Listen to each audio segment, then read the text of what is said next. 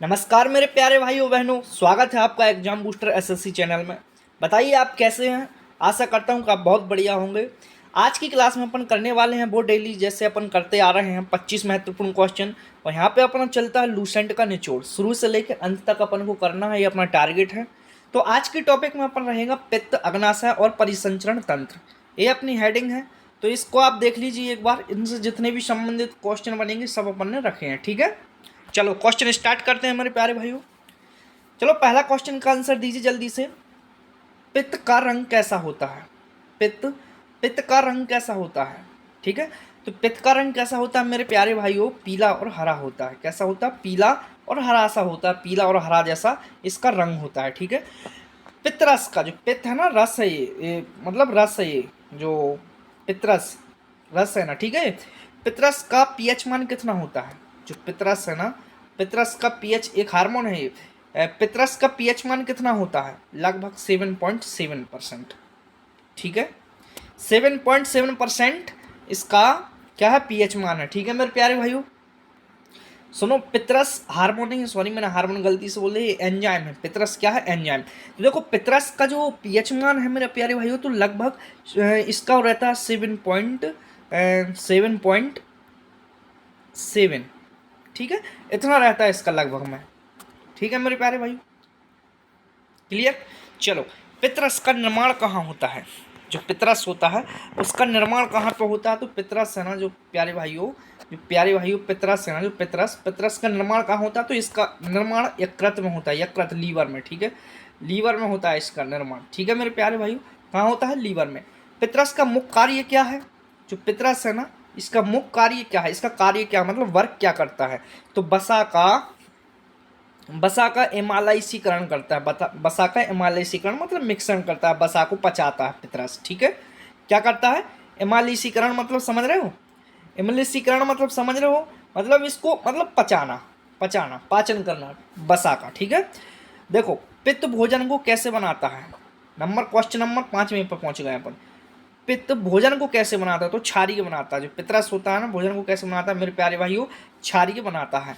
देखो अपन 25 क्वेश्चन करते हैं, जो अपनी लूसेंट है वो लूसेंट में आप खोल के बैठ जाइए। जितनी हेडिंग रहती है हेडिंग डली रहती है, उनसे नीचे जितने क्वेश्चन बनते हैं वो क्वेश्चन रख लेते हैं, ठीक है। तो भैया अपने चैनल को जो भी नया हो भैया सब्सक्राइब कर ले पहले। भाई छोटा सा चैनल है, थोड़ा सब्सक्राइब करो, सपोर्ट करो, जिससे कि अपन और बड़ा बन सके, ठीक है मेरे प्यारे भाइयों। चलो अगली स्लाइड में चलते हैं अपन। इंपॉर्टेंट क्वेश्चन है, आंसर को फटाक से।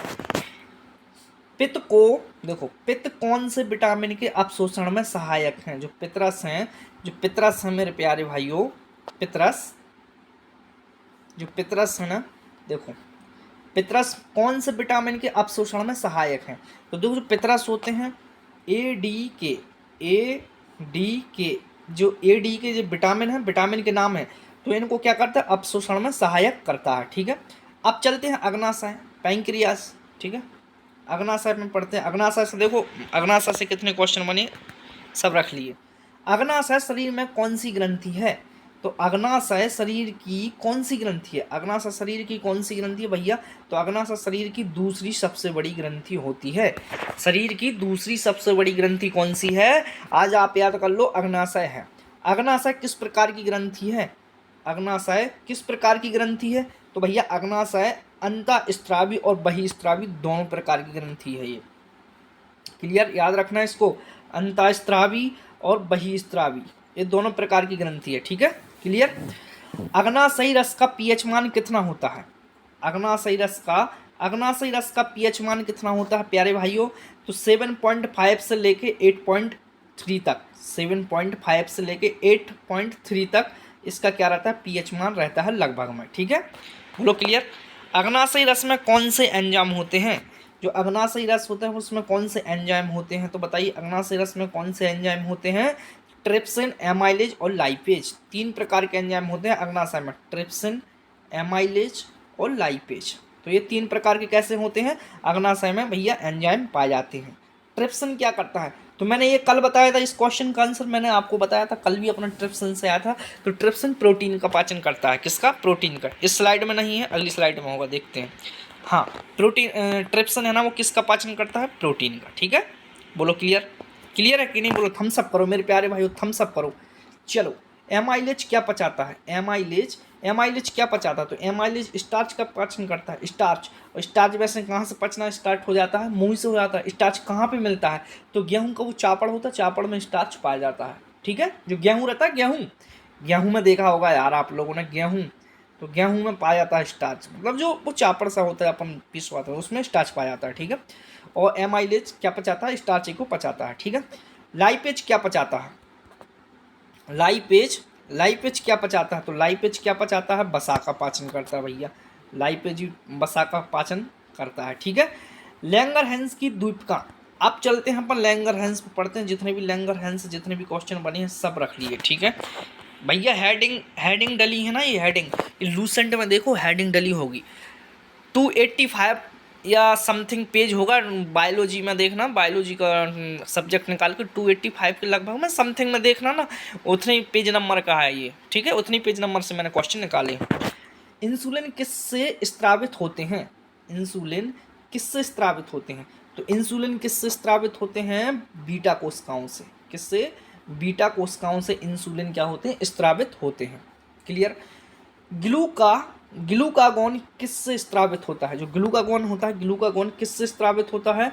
तो अल्फा कोशिकाओं से होता है। ये कहाँ से होता है? अल्फा कोशिकाओं से। ठीक है, जो ग्लूकागॉन होता है वो अल्फा कोशिकाओं से स्त्रावित होता है। क्लियर? देखो, सोमेटोस्टेटिन,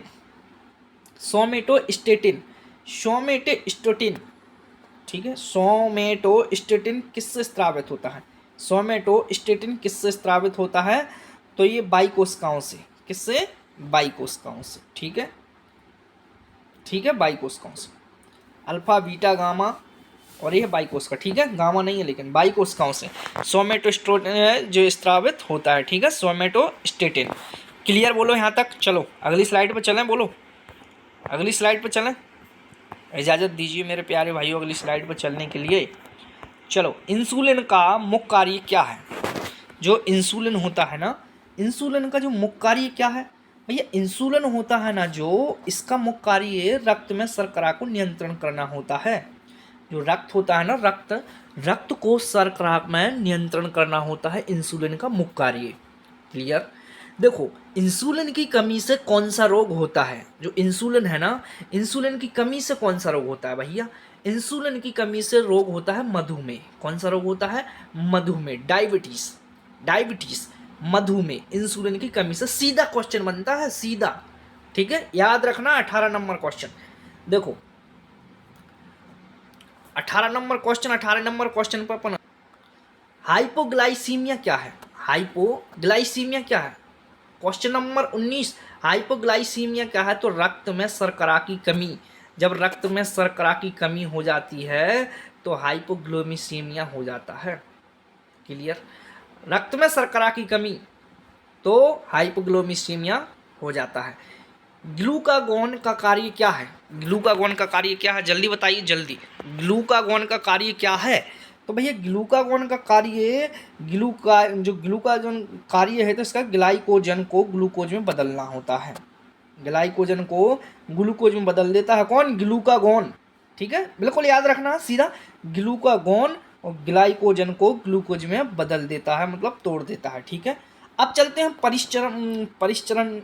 परिसंचरण तंत्र पर। परिसंचरण तंत्र, ठीक है, सर्कुलेटरी सिस्टम। चलो इस पर पढ़ते हैं, जितने भी इसके क्वेश्चन बने मैंने सब रख लिए हैं मेरे प्यारे भाइयों।